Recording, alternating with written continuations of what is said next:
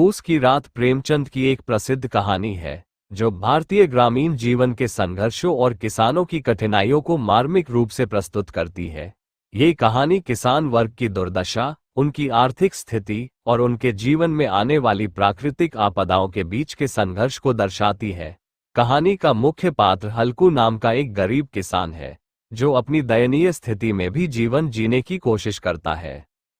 कहानी शुरू होती है, हल्कू ने घर आकर अपनी पत्नी मुन्नी से कहा, घर में जो रुपए रखे हैं उसे ले आओ, सहना आया है, उसे दे देता हूं ताकि उससे पीछा छूटे।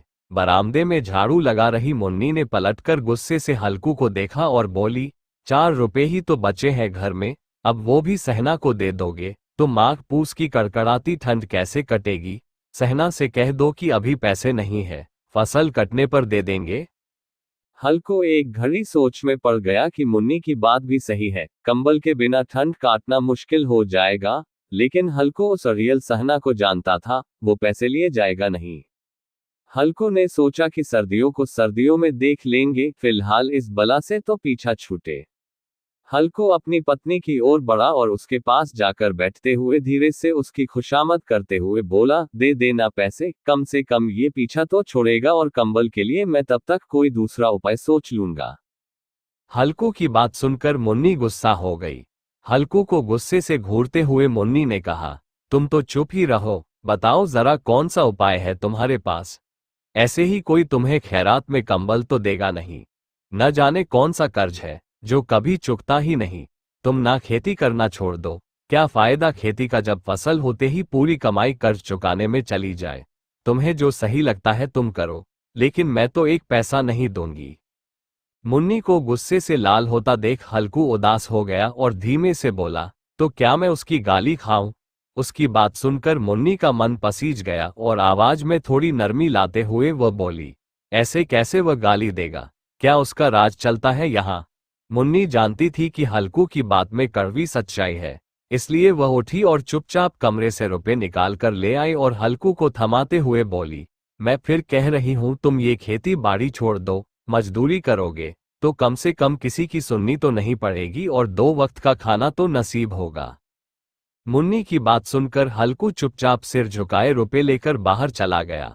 हल्कू उन 3 रुपए की अहमियत जानता था जिसे उसने पाए पाए जोड़कर कंबल खरीदने के लिए जमा किए थे। सहना को रुपए थमाते हुए हल्कू के हाथ कांपने लगे, जैसे वो सीने से अपना दिल निकालकर सहना की हथेली में रख रहा हो। वक्त बीतता गया और पूस की वो कड़कड़ाती सर्द रातें भी आ गईं।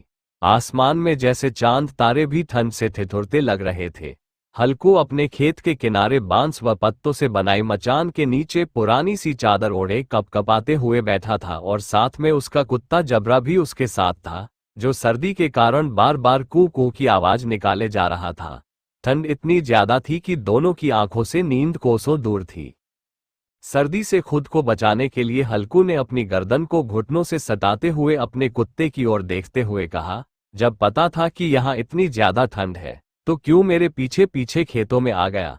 घर में होता तो कम से कम 4 दीवारी में इतनी ठंड तो न लगती। अब पड़े रहो ठंड में यहाँ। अब जबरा शांत हो गया था।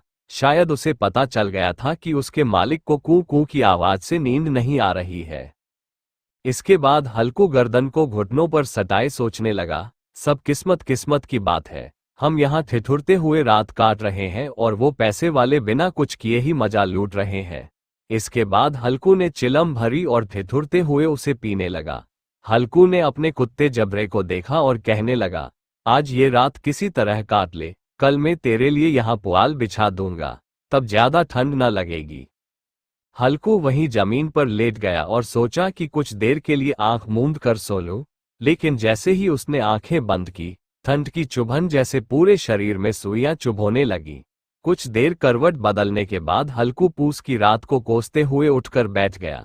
जब सब कुछ करने के बाद भी ठंड जाने का नाम ही नहीं ले रही थी, तो हल्कू ने पास बैठे अपने कुत्ते को उठाया और उसे गोद में लेकर लेट गया।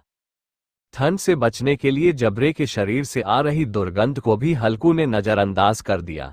जबरे को भी गर्माहट मिल रही थी और उसने भी आंखें मूंद ली थी और सोने की कोशिश कर रहा था कि तभी जबरे को कोई आहट सुनाई दी और वो एकदम सावधान की मुद्रा में खड़ा हो गया। जबरा अचानक मचान से बाहर निकला और इधर उधर दौड़ते हुए जोर जोर से भौंकने लगा। कुछ देर यहाँ वहां भौंकने के बाद जबरा दोबारा हल्कू से सटकर बैठ गया। ऐसे ही रात का 1 और घंटा बीत गया और ठंड कम होने का नाम ही नहीं ले रही थी। हल्कू उठकर बैठ गया। वो दोनों हाथों से टांगों को कसकर पकड़े हुए घुटनों पर सिर टिकाए बैठा था। ठंड में हल्कू को लगा कि जैसे उसका खून जम गया हो और वह बेबसी से बस सुबह होने का इंतजार करने लगा। हल्कू के खेत के सामने ही आम का एक बड़ा सा बाग था, जिसे देखकर वह सोचने लगा कि पतझड़ शुरू हो चुकी है और जरूर इन पेड़ों से पत्तियां झड़ी होंगी, तो क्यों ना इसके सूखे पत्ते लाकर देर तक आग सेक लूं। हल्कू ने सोचा कि वह पत्तियां उठाने तो चला जाए, पर कहीं रात के अंधेरे में उस पर कोई जानवर हमला न कर दे और उसे ऐसे देखकर कोई भूत ना समझ ले। कुछ देर यूं ही सोचने के बाद हल्कू एकदम से उठा और एक सूखे पौधे को उखाड़कर उसे मशाल की तरह जलाकर पेड़ों की ओर चल पड़ा। अपने मालिक को जाता देख जबरा भी झट से उठ गया और दुम हिलाते हुए हल्कू के पीछे हो लिया। पेड़ों के पास पहुंचकर हल्कू ने उन विशाल पेड़ों को देखा, जो अंधेरे में और भी डरावने लग रहे थे। अपने मन के डर को दबाते हुए हल्कू नीचे झुका और पेड़ों के आसपास पड़ी पत्तियों को बटोरने लगा। सूखे पत्तों को समेटने की वो आवाज और ठंडी हवा के झोंकों से आ रही पेड़ों की सरसराहट हल्कू को डरा रही थी। ठंड में नंगे पांव पर कंकड़ तो मानो तीर की तरह चुभ रहे थे।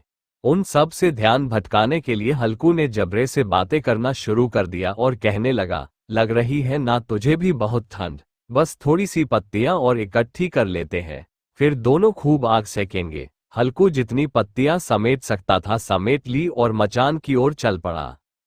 मचान के बाहर पहुंचकर हल्कू ने पत्तियों में आग लगाई। देखते ही देखते आग धधकने लगी और उसकी लपटें पेड़ों को छूने लगी। हल्कू और जबरा वहीं आग के पास बैठ गए।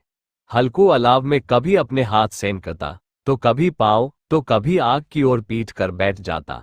जबरा भी आग के पास पसर कर लेट गया और उन लपटों को देखने लगा। हल्कू जबरे की ओर देखकर कहने लगा, कहा था ना मैंने, अलाव जलाते ही ठंड नहीं लगेगी, अब सेक ले जी भरकर आग। कुछ समय बाद वो आग की लपटें जैसे कहीं गुम हो गईं और पत्तियों का ढेर सिमट कर राख में बदल गया। अब तो बस कोई हवा का झोंका आता तो बची कुची चिंगारी कहीं बीच में लाल लाल अनार के दानों सी दिखाई देती। हल्कू राख की थोड़ी सी गर्माहट में वहीं चादर ओढ़े दुबक कर बैठा हुआ था, लेकिन जैसे जैसे रात बढ़ती जा रही थी ठंड उसे और जकड़ने लगी थी। कुछ देर बाद हल्कू वहीं राख के ढेर के पास लेट गया। हल्कू को नींद आने ही वाली थी कि जबरा फिर से अचानक उठ गया और खेत की ओर जोर जोर से भौंकने लगा। हल्कू के कानों में भी कुछ आवाजें आ रही थीं, जैसे जानवरों का बड़ा झुंड खेतों में घुस आया हो और उसकी फसल चर रहा हो। जानवरों की हलचल की पूरी आवाजें हल्कू के कानों में पड़ रही थीं। हल्कू आंखें मूंदे ही सोचने लगा कि जबरे के होते हुए आखिर कोई जानवर खेतों में कैसे घुस सकता है, जरूर मुझे कोई धोखा हो रहा होगा। हल्कू ने आंखें खोले बिना ही जबरे को आवाज लगाई, लेकिन जबरा खेतों की ओर मुंह किए जोर जोर से भौंकता रहा, पर उसके पास नहीं आया। कुछ देर बाद खेत में चरने की आहटें तेज हो गई और अब हल्कू को पूरा यकीन हो गया कि खेत में जरूर जानवर घुस आए हैं। अपने आलस को झकझोरते हुए हल्कू आधे मन से उठकर बैठ गया। इस कपकपाती ठंड में उठकर खेत में जाना और फिर जानवरों को भगाना उसे बेहद मुश्किल सा लग रहा था। हल्कू वहीं बैठे बैठ जबरे को आवाज देने लगा। हल्कू की आवाज सुनकर जबरा और भी जोरों से भौंकने लगा।